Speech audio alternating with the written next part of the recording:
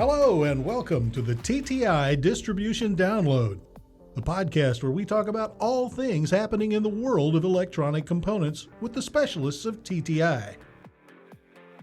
And now, your host for the TTI Distribution Download, Paula Renfrow.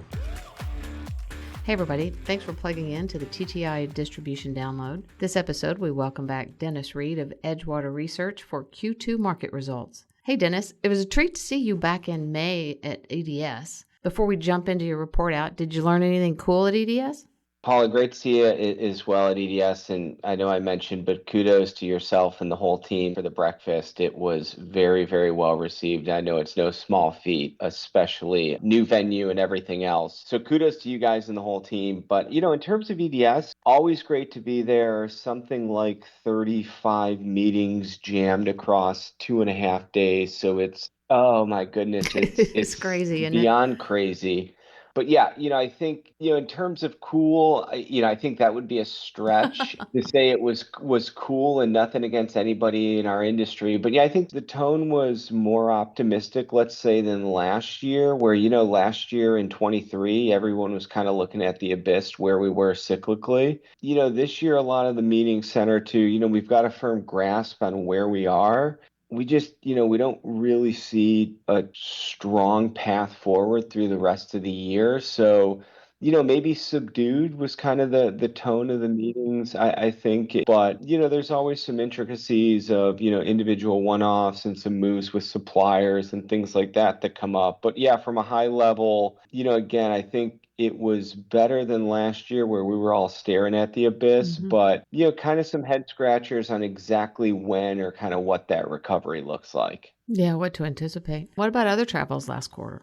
Yeah, so on top of that, was blessed to get invited to a leadership summit at one of the major distributors, so a chance to speak in front of one of the leading distributors, top 100 leaders, chat about the marketplace. So that was a joy as well. And then additionally spent some time at some of the local golf outings actually hosted by TTI. So I was at the Cleveland one, which was a great chance to come into our office into Cleveland and then just see some friends in the industry. So that was about it for kind of 2Q travel. Yeah, but no, it was all great. Yeah, a little golf. It sounds good though. A little executive chat. Yeah, some work stuff mixed in, and only one mechanical issue, one weather issue, one missed flight. And you stayed healthy, relatively healthy. Yeah, stayed healthy, and yeah. So no, it was good all in all, and no health issues. That was good. So yeah, it was nice to be on the road. It's always nice to see people. I mean, that's the joy, I think, of EDS, regardless of the puts and takes of the industry. 35 meetings, it's 35 friends you get to see.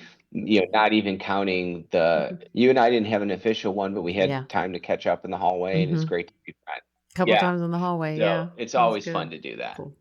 So this month in Market Eye, you published the market conditions report for Q2. Let's dive into that a little bit. You want to start with inventory lead time update? Yeah, sure. So, I think, when we look at both the supply side and the demand side, it's going to be paint kind of a mixed picture, if you will, across the board. So when you look at the areas like an IP&E, I think we're seeing inventory levels normalize across that broad category of the IP&E side. I would say it's in a better relative space in the I. So in the interconnect space, passives are closer. Electro is actually a little better than the passives. So, we're seeing at normalization for some of those categories or close to normalization in the IP&E space.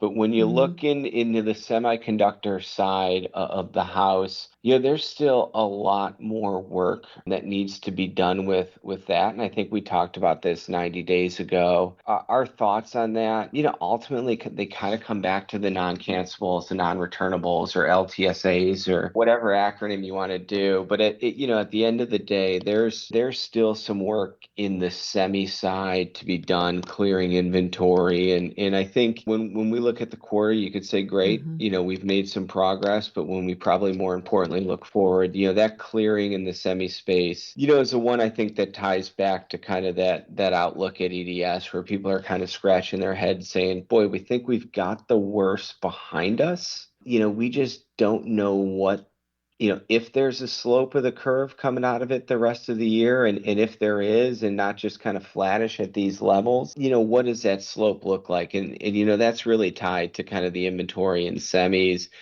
I think when you get out of the supplier side and you start looking at the OEM space, the distribution space, and then the EMS space, OEMs, we did see them buck the trend a bit in the first quarter, and that's going to continue in the second quarter when you start to see the data. Some of that's a little bit of seasonality and then a little bit of it is skewed to some inventory being built ahead of some of these AI projects. So like not horrible in the OEM space. I think, it's encouraging, and we've been encouraged that, in 2Q, I think for compute, so mainly even PCs, which is a pretty subdued market, at least the order flow has been largely kind of seasonal. So that's some good news saying, at least you could say some of the components in the ODM channel and for PCs have kind of cleared. So the OEM side bucked it a little bit, mainly on the back of compute, little seasonality. When we look at distribution in EMS and those markets that serve more of the long tail mass market, there's still work to be done in the two segments that you could see by and large, which is distribution and EMS. There was some progress, but more to be done. And the area that's harder to get a pulse on is kind of what the end customer inventory levels, and that's where it gets a little bit more qualitative versus quantitative. Yeah, like the component inventory you're talking about. 100%, 100%. You could. Oh, I'm sorry. Go ahead. I'd say go ahead. You could pick an auto OEM as an example, and you could look at the inventory dollars. But if they're selling a $50,000 car, that's going to skew the results more than their components will. So it gets a little trickier to see there. So not to put you on the spot here, but honing in just a little bit, drilling down, if possible, on your NCNR comment earlier. I think we talked about this last quarter, and it has been a topic on the show. NCNR, non-cancelable, non-returnable. Sometimes in the industry we call it NCNR. In the last 90 days or in your travels, have you heard any moves afoot to change those policies, to loosen those up? Yes, great question. So, where we sit, even in the last 90 days, I think all of the previous product that was tied in these contracts has been delivered. And there is and certainly understandable. So, where we sit through the second quarter now into July, there's a lack of visibility. There's too much inventory. So, non-cancelable, non-returnables, long-term agreements. Right now, those, I don't want to say they're null and void, but they're not being utilized really across the board right now. And I think where it becomes kind of an interesting one, and when we if you look at the suppliers will or the component vendors will voice some concerns on their distribution partners, that our distribution partners are not giving us visibility. And then you drill into that in the distribution, and distribution says, well, our EMS partners are not giving us a great deal of visibility. You dig into the EMS channel and they say, well, our end customers are not giving us a great deal of visibility. Yeah. And then when you peel back the onion with that end customer, there is admittedly a little bit of fear around providing any type of significant visibility right now, because one, product's available, two, they're over inventory, but three, and more importantly, there is, I don't want to go as far and say a lack of trust, because I don't think anybody has necessarily breached trust, but there is varying degrees of concerns at that end customer base. If they were to provide visibility, that product will be pushed on them if they need to revise forecasts. So, I think there's a little bit of, maybe call it indigestion following up. And that's kind of where we are right now, where everybody's driving for planned utilization rates and things like that. Because in some cases that involves hiring and training and in areas like that, where you need some confidence in the business. But when you look at that end customer, they're just hesitant because they feel like they were unfairly taken advantage of. And they've still got inventory pains to remind them. Exactly. Yeah. Cool. Thank you for that. So last quarter, we also talked about the continued challenges to the growth of the electric vehicle market, not so much the hybrid. How did automotive and transportation in general do last quarter? Yeah, great question. So I think, if you look at it where we sit from the year, so production, we had the global production number for this year pegged at about 87.5 million units, which was flat year over year. And I think the good news is through 2Q, we're really on track with that, which I think that's actually some relatively good news in light of interest rates, as you mentioned, some of the downdraft with EV. So the fact that global production hasn't changed with those two headwinds, I think is great. When you drive it down here to North America, and I'll just look at the SAR. Last year was a 16 million number, 16.1 this year. Again, going back 6 months ago, we said it was going to be 15 and a half to 16 million, and kind of where, if you look at the government data throughout the quarter, we've hovered in kind of that 15 and a half, 16 million. So that puts you in an overall end market kind of flattish year over year on units. So, I think at the high level, it's clearly been challenging for EV, especially for EV in the West and all the Western OEMs. But the flip side of that is the internal combustion engine vehicles have held in, relatively okay. So I think if you drill back and maybe a step even outside of just automotive with this, I think when we look at this, kind of where we are cyclically in this recovery, I feel comfortable saying, we're either at a bottom or really close to a bottom across the areas. But when you look at what this recovery looks like and you balance that inventory out, it's driven by an individual end market and individual suppliers within that, individual programs within customers. So I think when you take that example and you extrapolate it to the auto market, if your base case of growth in automotive this year, if it was just based on EV programs ramping, your year looks a lot different than a potential competitor that maybe missed this demand cycle with EVs and they were levered to the internal combustion. So, they're looking, relatively better than a competitor that, in theory, 18 months ago felt really good about their position. So Because they're an EV. correct. So I Yeah. think, Yeah. that's kind of the puts and takes and kind of the lumpiness of the recovery that we're seeing right now. Yeah, it's been interesting there. How about aerospace and defense? That's an important sector for us here at TTI. Yeah, unfortunately, the world's not a safe place, and I don't want to make light of it, of any of the conflicts going on across the globe, but that has kept that market really, really strong. Hmm. So I think you've got two sides to that. You've got the stuff that is attached to missiles and bombs and things like that, and kind of the business that's been seeing significant upside as those inventories are being depleted and we're replenishing stocks and fighting multiple conflicts. So that side of the business has been very good. When you look at kind of the future state, and it's always contract and program dependent. I think you guys would know that better than anybody. But when you look at some of those programs around, whether it's on space with satellite or drone type capabilities, or even some of the cyber warfare, hypersonics, things like that, the work being done there and the order flow is strong. So I think, near term in that cyclicality, unfortunately, the conflicts in the Middle East and in Europe kind of drive that kind of cyclical side. And then the long-term secular digitalization of the armed forces continues. And I think, you have the other kicker, which again goes back to when you look at it long-term secular, when you look at, a number of NATO countries since Russia has invaded Ukraine have pledged to spend their 2 or 2.5% of GDP. So again, you're going to get a, continued tailwind, I think, going forward as people start to meet those commitments. But at the end of the day, I think while it might be good for business, I think everybody probably would say, boy, we'd like to see some of these conflicts obviously come to an end.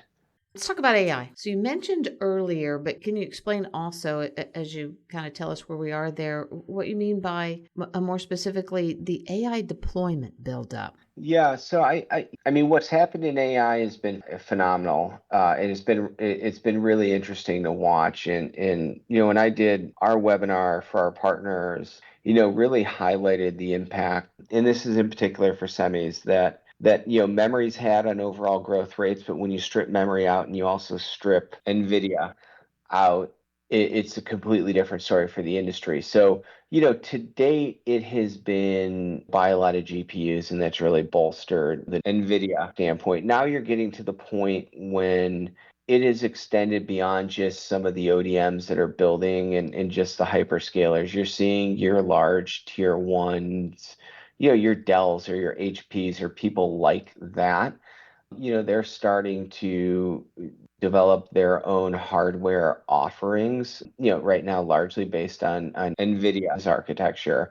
And they're having some success. So you've seen, I wouldn't call it that it's a massive global database. I think database build out somewhere that's benefiting. I think you're seeing it just kind of extend beyond just the CSPs and see some of those traditional OEMs that are introducing products and have some success with it.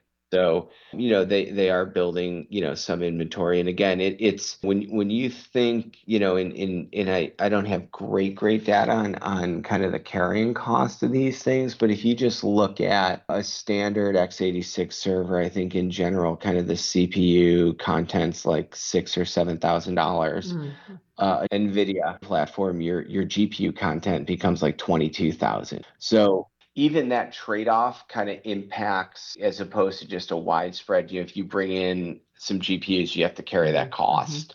So that's all part of it in terms of introductions. I think with AI, and I would make the same case, and I don't think our thoughts have changed here. I think AI is real. I think AI is going to be out here for a while, but I think, and I'm hesitant to say whether it's this year or next year or even the year after, but, we're going to get to the point where we have this infrastructure in place and we actually need to make some money off of it. I think I read an article somewhere, I think it was in the Wall Street Journal, that there was north of $100 billion spent on AI deployments in the last 2 years and less than $3 billion in sales aggregate. Right. And it's a new market, so you have to build the infrastructure. But I think at some point, you move from maybe the hardware deployment in earnest, and then you get into the solution, software, application, whatever you want to call it, but The monetizing of it. 100%. And that's where, I don't know, you have 10 of the big guys, your CSPs, your major OEMs, they all have solutions. And then you see 90 startups come to the market, and that math kind of plays out like it did in EV. Of the 90 startups, I don't know, maybe 40 of them get gobbled up, maybe 30 of them go under, and then you have 10 of them that become multi-billion-dollar companies that none of us have ever heard of, where we sit, today in 2024. And we have all this amazing computing power available to us as we go forward, and how much the AI and like you say, the monetizing of it will be interesting and fun to experience. 100%. Okay, how about second half of the year? Here, let's do a little forecasting. I love it when I put you on the spot like this. Any reason to expect anything new? No, I think, when I reflect, when we sat together 90 days or so, give or take, I described kind of 24 as a transition year, and I would kind of stand by that 90 days later. So I think it was kind of weaved throughout the commentary about EDS and kind of all these, call it non-AI markets. Still feel comfortable saying the worst is probably behind us. We've made progress on inventory, but there's still more work to be done. So I think, the way we're thinking about it, you'll probably see some level of recovery maybe in the interconnect side. But, when you look at semis and maybe the broader inventory, kind of flattish off of where we are in 2Q. Again, so not getting worse, maybe, call it flat plus or minus, right? You get maybe a little seasonal uplift in 3Q and maybe a little bit of seasonality in 4Q. And hopefully what we're really doing here is clearing the deck in inventory through the remainder of the year and setting us up for a good 2025. Yeah, well, we'll look forward to that for sure. And you mentioned our breakfast at EDS, and thank you for the compliments on that. And, our theme, as you'll recall, was about the cyclicality of our business. Historically, markets fluctuate, and it's remaining informed and planning well, that makes the difference. So thanks to you for helping us do that and breaking it down for us today for sure. Chat again next quarter? Absolutely. Looking forward to it. Great, me too. Thanks to our listeners today for plugging in. If you learned something today, tune in next quarter when Dennis will be back and he will break down Q3 for us. Until then, you can follow Dennis' weekly digest and other subject matter experts at tti.com/marketing. That's it for this episode of the TTI Distribution Download. For more information on any of the topics you heard about today, reach out to your nearby TTI branch at 1-800-CALL-TTI or visit us online at tti.com.